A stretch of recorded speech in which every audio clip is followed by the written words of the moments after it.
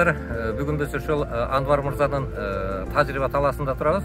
Мына бул талаага азыр өзүңөр көрүп аткандай Акасол фирмасынын азыр жер семизгичин берип атабыз. Бул 21-21-21.